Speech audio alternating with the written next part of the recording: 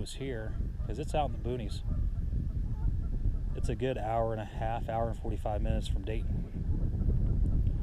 But of course I work only about 30 minutes away from here, so for me it's not, it's good.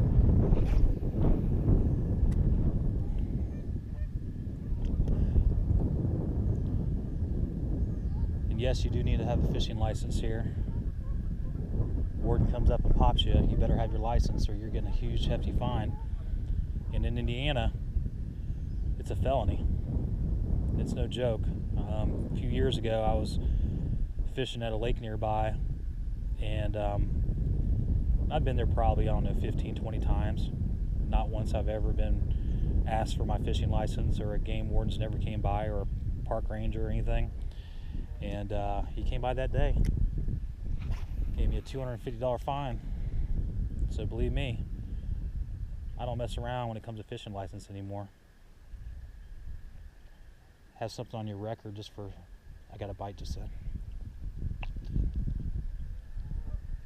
I did, just got a bite.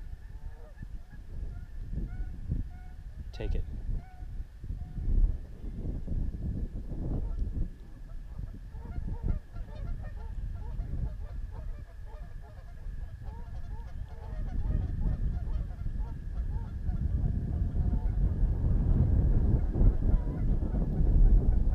Wasn't any big bites, it's like a couple little small little bites. But sometimes big bass do that. They'll just take a couple little nibbles and you don't even know what size fish it is. So you better believe I'm going to cast right in that same area again.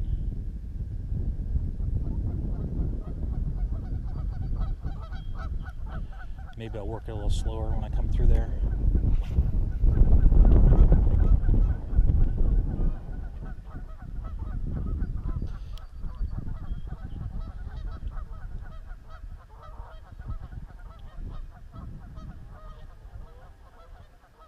Kind of like taking your time, man. That's one with the worm, you gotta have patience for it. I think that's some of the reasons why I don't use the worm as much.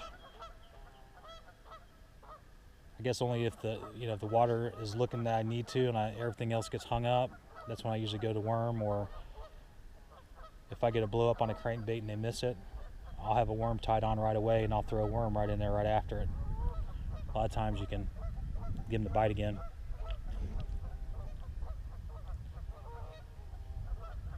But I did get a couple nibbles so far, so that's good. It's promising.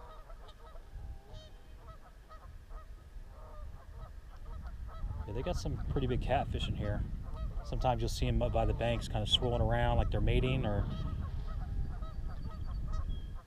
they're probably a good 5-10 pound, maybe even more. Because when you see them in the water, a lot of times it's misleading. They're kind of bigger when you get them out of the water. But never catfish here.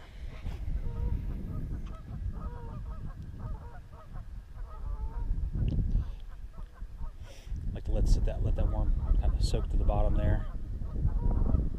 Give a couple little jerks and let it sit there. Sometimes I'll just bring my rod tip up really slow and kind of drag it.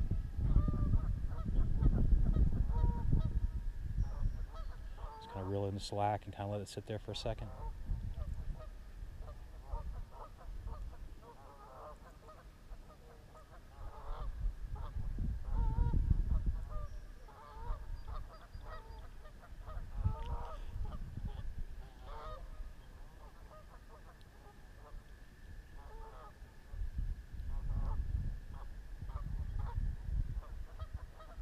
I'm really surprised that there's this much vegetation on top. I figured the cold winter would have killed it off. Made it go away. You can bring little john boats in here and stuff. They charge you, of course. But the only bad thing is that your boat has this nasty green slime all the way around it, to the point where it's just not even worth it. If you ever try to clean a boat that has that stuff all over around the edge, it's not fun to clean it.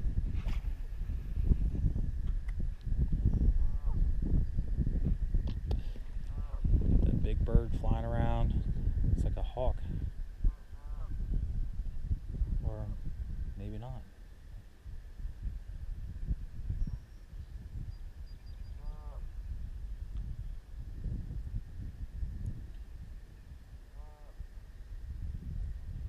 find them here in a second. For some reason they really love the shallow part of the lake right here. And these are where the big guys hang out a lot of times for some reason. I don't know why. Maybe it's just because there's a lot of bait fish hanging out around the shallows and all this forage.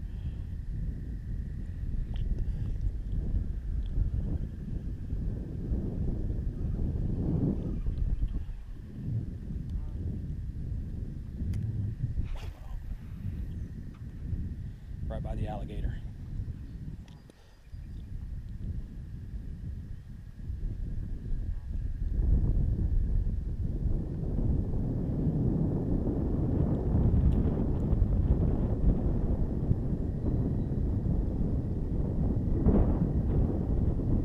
You know, the thing about worms, you just got to mix it up. Try different retrieves, different jerks. The biggest thing that I've learned and found out is that inconsistency is what works with worms. You know, 3 little jerks, let it pause. 2 little jerks, let it pause. Bring up your rod tip slowly. Let it drop back down, because if it's like this on like a feather, then it comes down to the bottom. And a lot of times you'll get a strike on that when you fish that way. A lot of people like to fish with worm with a really, you know, they loosen the line up, have some drag, and have some. See, for me, I like to feel it.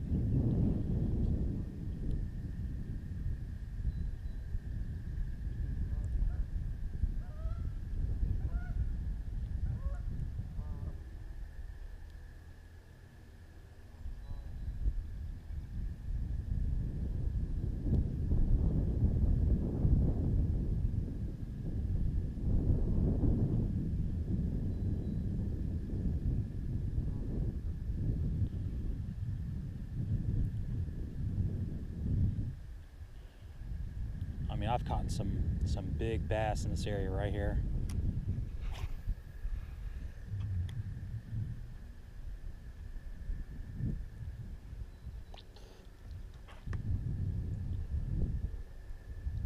Oh, I had a bite. Fuck.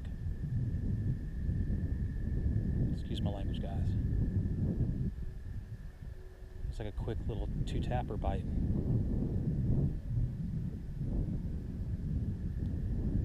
It wasn't a big one where they just take the whole thing and devour it. It's like, duk, duk, duk. It's probably a small bluegill or something chewing on it.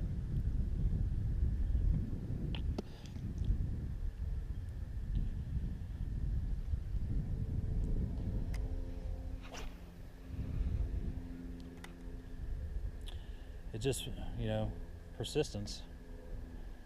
You know, you just got to keep on doing, keep on casting, keep on twitching.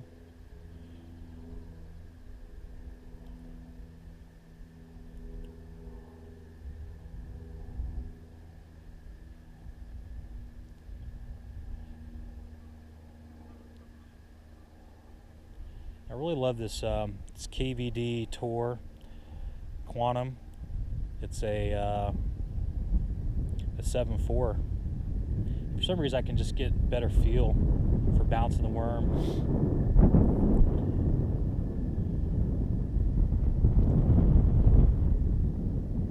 When I set that hook, you know, I've got that 7.4 to help get a good hook set on it.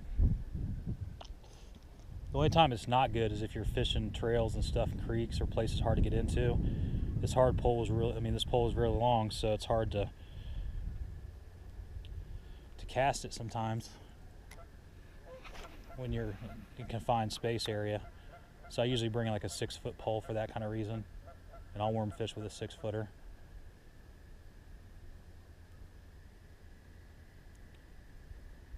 Oh yeah,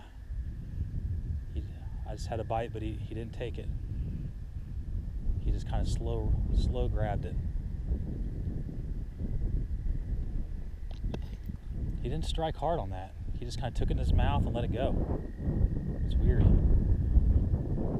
But that was a big one.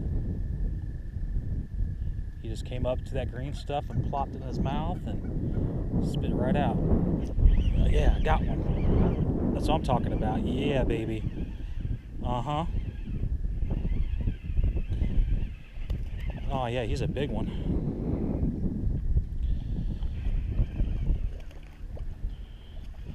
He's not the monsters I'm used to, but he's definitely big. Look at them lips on that guy. See how I caught him? Right in the top of the mouth like that?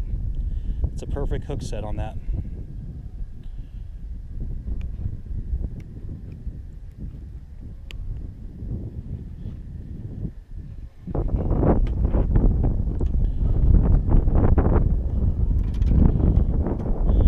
It just took a little, little time, but it came through. So I gotta take my selfie, of course.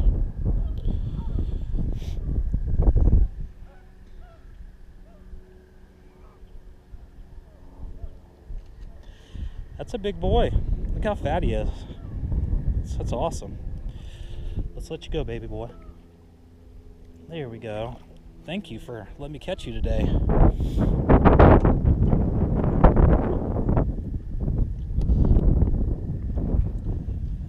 All right. I like how that happened already.